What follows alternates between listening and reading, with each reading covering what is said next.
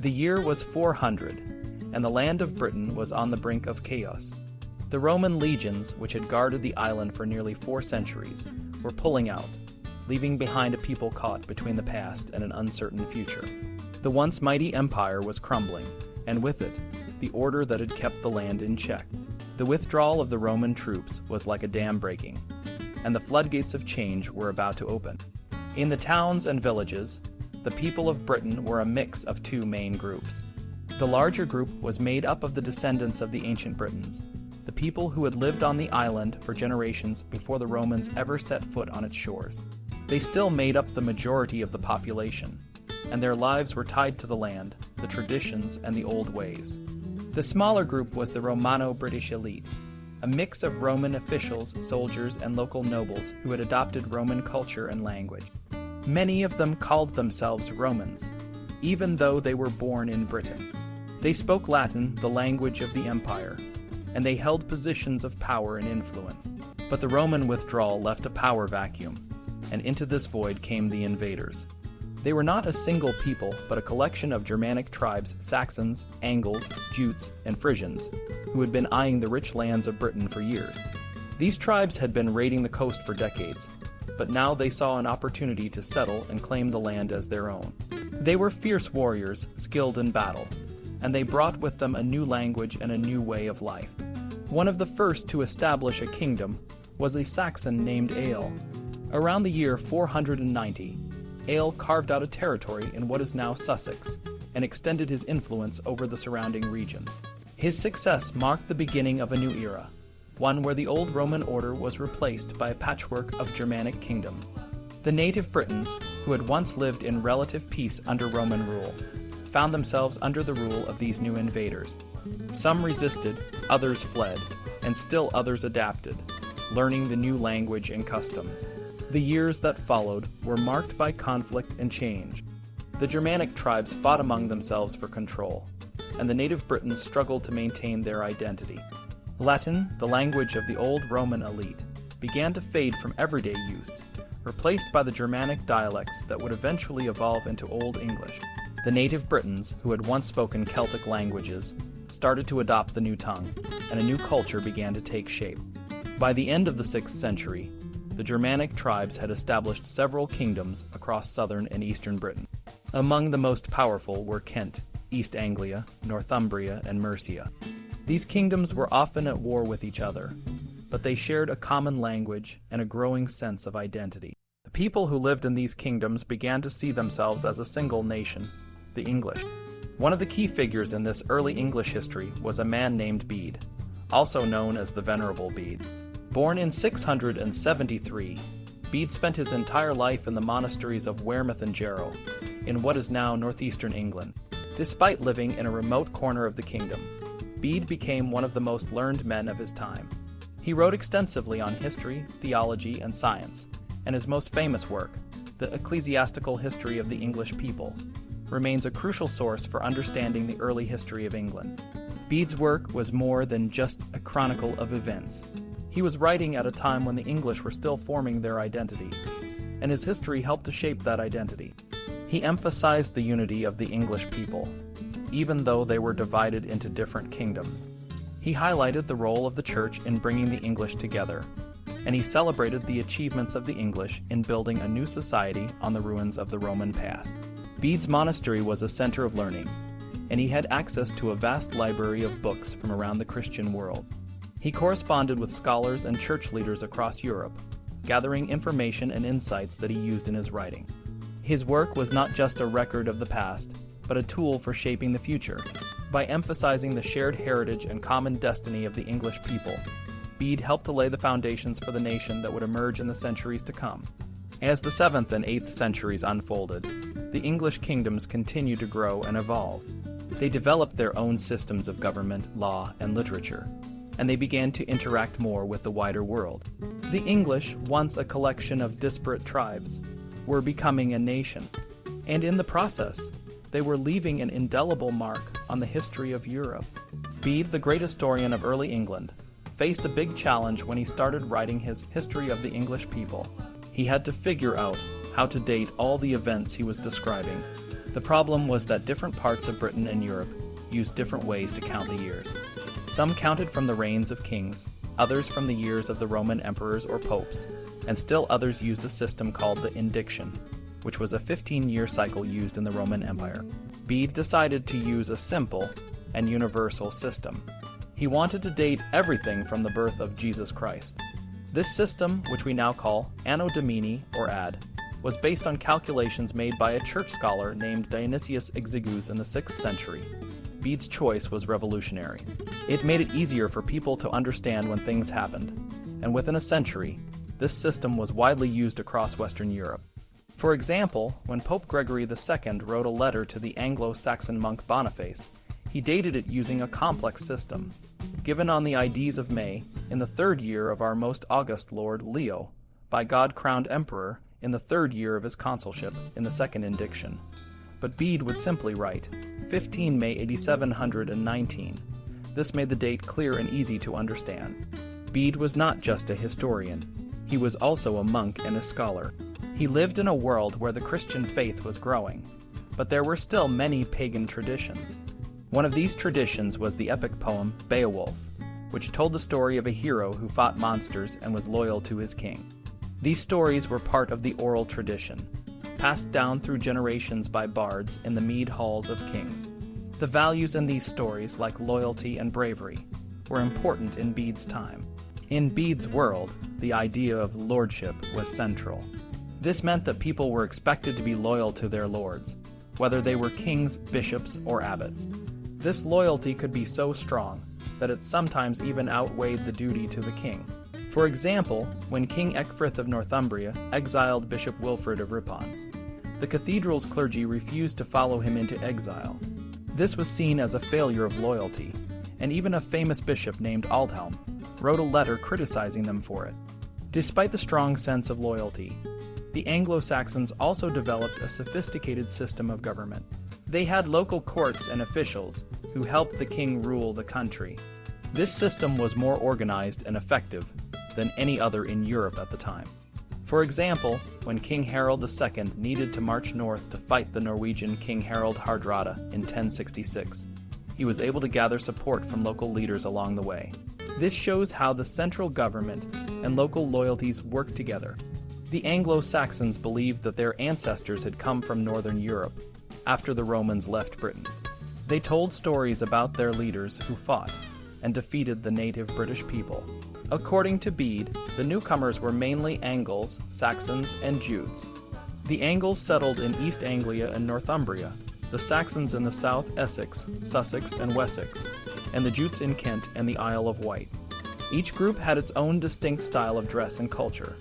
The arrival of these new people changed Britain. By the early 600s, new Germanic kingdoms were emerging, and the old Roman structures were being replaced. The new kings and their followers brought their own laws, customs, and languages. For example, the laws of the Kentish kings were written in Old English, showing how the language of the newcomers was becoming dominant. The land they came to was already inhabited by the Britons, who had their own culture and tradition. The Britons were the descendants of the people who had lived there since the Roman times. They were organized into different tribes, such as the Iceni in Norfolk, the Cantius I in Kent, and the Dumnoni in Devon. The Romans had built defenses along the coast to protect against raiders, but by the early 400s, these defenses were no longer enough. The Roman Empire was under attack, and in 410, the Emperor Honorius told the people of Britain that they would have to defend themselves. This marked the end of Roman rule in Britain. The Britons had to fend off attacks from the Picts in the north, the Scots from Ireland, and the Germanic sea raiders known as the Saxons. Some of these raiders may have settled in Britain as early as the 360s, possibly as mercenaries hired by the Britons to help defend the land. The story of how the Anglo-Saxons settled in Britain and how they changed the country is a complex one. It involves battles, alliances, and the blending of different cultures. But one thing is clear, the Anglo-Saxons brought a new way of life to Britain, and their influence can still be seen today. The Roman Empire in the West was facing tough times. Barbarian tribes kept attacking, and the costs of defending the empire were soaring. To make things worse, the empire's tax revenues were shrinking. The wealthy local nobles, who who were supposed to help fund the defenses and other civic duties, were becoming less and less willing to pay. Instead, they retreated to their large country estates, known as villas. These villas became self-sufficient, with their own farms, craftsmen, and blacksmiths. In France, these estates often turned into the first towns, and the word villa eventually became ville, meaning town. In Britain, archaeologists have found many of these villas, from the grand coastal estate at Fishbourne in Sussex to Hinton's St. Mary in Dorset, where a Christian symbol was found in a mosaic floor. These villas were likely not paying their full taxes either, so when the Roman army started to withdraw, the local nobles might have been relieved. But their relief was short-lived, as new threats soon emerged. In the year 429, two bishops, Germanus of Auxerre and Lupus of Troyes, set sail for Britain to deal with a serious heresy called Pelagianism. This heresy, which originated in Britain, taught that people could achieve salvation through their own efforts, not just by God's grace. This was a big deal, because it contradicted the teachings of the Church. Germanus and Lupus were sent to help the British Church defend its beliefs.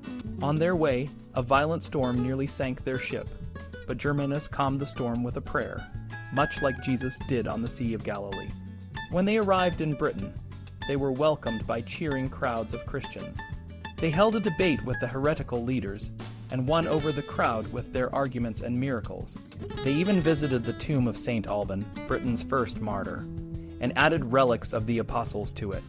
However, while they were there, the Saxons and Picts, two barbarian groups, attacked the Britons. The British Christians, with Germanus leading them, used a clever tactic. They hid a large group of soldiers in a valley, and when the enemy approached, everyone shouted Alleluia.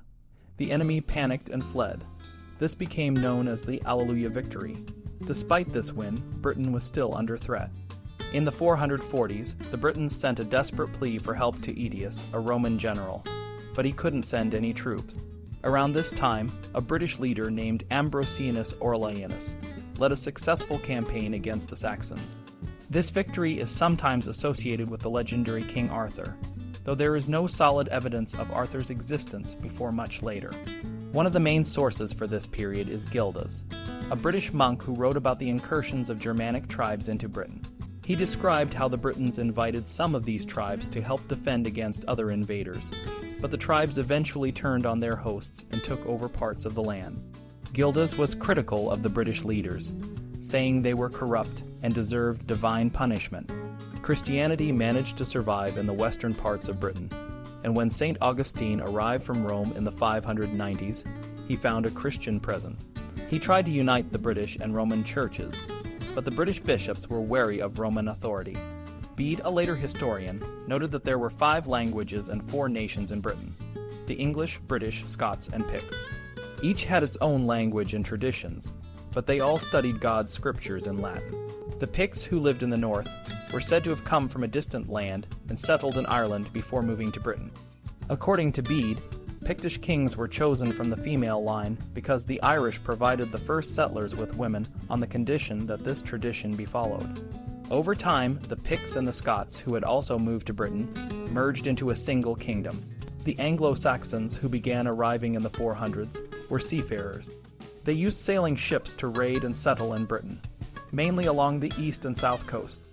Archaeologists have found evidence of 2 main phases of settlement, one in the early 400s and another in the 450s to 500s. The early settlements were concentrated between the Humber and Thames rivers, and later in Kent and along the south coast. The Anglo-Saxons were not just a few nobles. They came in large numbers, bringing their families and settling in new lands. The Anglo-Saxons used their naval power to control the seas and establish kingdoms. The Northumbrian kings, for example, controlled the Isle of Man and even took Anglesey. Their arrival marked a significant change in Britain, leading to the formation of new kingdoms and the blending of different cultures and traditions. The story of how the Anglo-Saxons came to Britain and formed their kingdoms is a mix of history and legend. Some historians see the leaders of these newcomers as mere drifters, while others view them as skilled leaders who brought order and structure to a chaotic land. The followers of these leaders are sometimes described as a disorganized group of settlers, but other historians believe they were organized into large, well-structured tribes. According to the West Saxon Chronicle, one of the earliest and most famous historical records, the first Anglo-Saxon leaders to arrive in southern Britain were Hengist in Kent around 450, Ale in Sussex in the 470s, and Cerdic in Wessex around 500. However, many historians believe these early details are more legend than fact.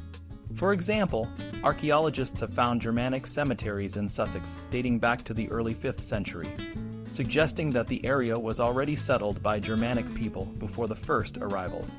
The early Anglo-Saxon leaders did not own land in the way we understand it today. Instead, they controlled extensive regions where they demanded services and resources from the people living there. These regions were called extensive lordships, and the leaders, often warlords, would move around to collect these resources, much like a king and his court traveling from place to place. Sometimes, religious centers like monasteries would host the king and his entourage, providing them with food and other necessities. Kent, located in the southeast of England, is one of the earliest places where the Anglo-Saxons settled. Historians believe it may have had a capital city, unlike other regions where the court was always on the move. Canterbury, the capital of Kent, was known to the historian Bede as a metropolis, suggesting it was a significant center of power.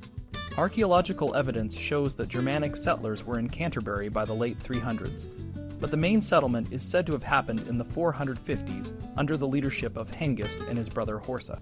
According to Bede, they were Jutes, a people from Jutland in Denmark.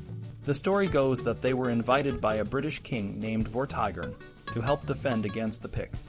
However, it seems that Hengist and Horsa eventually turned against Vortigern, possibly after a falling out, and established their own kingdom.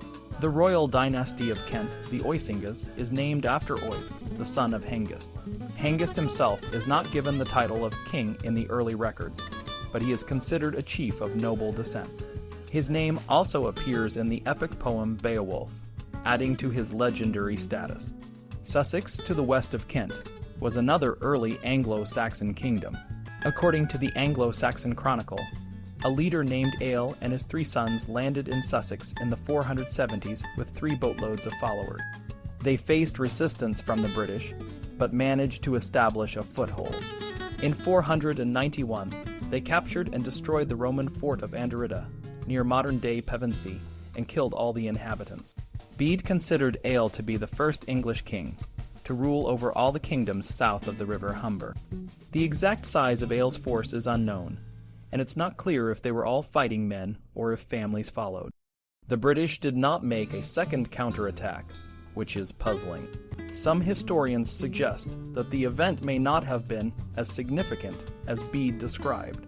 Wessex, in the southwest of England, has 2 main foundation myths. According to Bede, the kings of Wessex were originally rulers of a people called the Jutes, who settled in the upper Thames Valley. The Anglo-Saxon Chronicle, however, tells a different story. It says that Cerdic and his son Cynric landed in the Solent in 495 with 5 boatloads of followers and faced British resistance. Over the next few decades, they won several battles and established their kingdom. Cerdic is not given an ethnic origin in the early records, and his name is a Germanic version of a British name. He is described as a venerable patriarch who died 40 years after arriving in Britain. His son Cynric and grandson Celan continued the conquest, expanding Wessex's territory and dividing the British of Wales from those in Devon. Moving north, we come to Essex in East Anglia. Essex, with its connection to Roman London, was ruled by a dynasty that claimed descent from the old Saxon deity Seaxnet. The kings of Essex often ruled in pairs, and paganism was strong in the region until the conversion of King Seber in the early 600s. East Anglia, to the northeast, was ruled by the Wuffinga dynasty, which claimed Caesar as an ancestor. The region is known for its rich archaeological finds, such as the burial site at Prittlewell, which provides a glimpse into the life of a wealthy Anglo-Saxon leader. The grave goods found there, including weapons, luxury items, and even a lyre, suggest a society with strong ties to both Christian and pagan traditions. Finally, we come to Mercia, the central kingdom that stretched from East Anglia to Wales and from the Thames to the Humber. Mercia would become one of the most powerful Anglo-Saxon kingdoms, and its history is a key part of understanding the development of Anglo-Saxon England. The early years of Mercia are shrouded in mystery, but the kingdom's influence would grow over time, shaping the political and cultural landscape of the region. The Anglo-Saxons who settled in Mercia, like those in other parts of England, brought with them a mix of traditions and beliefs that would blend with the existing Romano-British culture to create a new, distinct society. North of the Humber, the landscape was different, with the kingdoms of Northumbria and Dere emerging as powerful centers. These regions were home to some of the most famous Anglo-Saxon kings, such as Edwin of Dere and Oswald of Northumbria, who played crucial roles in the spread of Christianity in England. The story of the Anglo-Saxons in Britain is a complex one, filled with both myth and history. As we explore the early years of their settlement, we see a picture of a people who were both conquerors and settlers, shaping the land and its culture in profound ways. As we wrap up our journey through the early history of Northumbria, the land north of the River Humber, we find a fascinating tapestry of cultures, conflicts, and transformations. This region, known to the Anglo-Saxons as Northumbria, was divided into two distinct kingdoms, Bernicia and Dere. Bernicia, the larger of the two, stretched from the River Tees to the Firth of Forth, bordering the lands of the Picts and the Strathclyde Britons. Its main center was the formidable fortress at Bamberg. Dere, the smaller kingdom, lay between the River Tees and the Humber, with its chief city being the ancient Roman stronghold of York, or Eboracum. The story of how Germanic settlers, the Angles, came to dominate this region is shrouded in mystery. According to the Venerable Bede, a respected historian of the time, the Britons, including their king Vortigern, invited the Angles and Saxons to help defend against the raids of the Picts and other northern tribes. The settlers arrived in 3 shiploads, won their first battle, and then sent word back home about the fertile land and the seemingly easy-to-defeat natives. More settlers followed, and soon they turned on their hosts, forming alliances and waging war. The exact process by which the British population in Northumbria became predominantly English is a matter of debate. Some historians suggest a peaceful transition, where the Roman or Romano-British authorities handed over power to the Germanic Federate troops. Others propose that British kings, who had taken control after the Roman withdrawal, conceded power to the invaders after a brief struggle. A third theory posits that the Anglo-Saxon conquest was more violent, involving ethnic cleansing and the subjugation of the native population. Regardless of the exact process, by the time of Bede, the region was firmly under Anglo-Saxon rule. The place names in Northumbria, overwhelmingly English, attest to this transformation. The first recorded king of Bernicia was Ida, who reigned in the 6th century, followed by a series of rulers. In Dere, the first known king was Ael, who ruled until the 590s. The story of Ael is intriguing, especially the anecdote told by Bede about Pope Gregory I, who, upon seeing Angle slaves in a Roman market, quipped that they should be called not Angles but angels, and that they should be converted to Christianity. The consolidation of Northumbria under a single ruler came about with Ethelfrith, a Bernician king who emerged around 592. He was a powerful and pagan leader, with a lineage that traced back to the legendary Woden. Ethelfrith's reign marked the beginning of a more unified Northumbrian kingdom. The epic poem Beowulf provides a window into the world of early Anglo-Saxon kingship. Set in the mead halls of Danish and Jutish kings, the poem tells the story of Beowulf, a hero who battles the monster Grendel and its mother. Beowulf's success earns him great wealth, and eventually the throne of the Jutes. His reign, marked by both triumph and tragedy, reflects the values of early Germanic society, where kings were expected to be both warriors and generous leaders. The transition from paganism to Christianity in Northumbria was gradual but significant. The merge of pagan and Christian elements is evident in the architecture and cultural practices of the time. For example, the Great Hall at Yevering, a royal seat of King Edwin of Northumbria, shares similarities with both pagan mead halls and early Christian churches, symbolizing the blending of old and new beliefs. In the later centuries, the concept of a Bretwalda, or a supreme ruler, emerged. According to the Anglo-Saxon Chronicle, King Ecgbert of Wessex was one such Bretwalda, a title that might have involved both political and ecclesiastical power. The idea of a Bretwalder reflects the growing complexity of Anglo-Saxon society and the efforts to unify the various kingdoms under a single ruler. As we conclude, The story of Northumbria is one of change, conflict, and cultural fusion. The region's history is a testament to the resilience and adaptability of its people, who, over time, forged a new identity that would shape the future of England.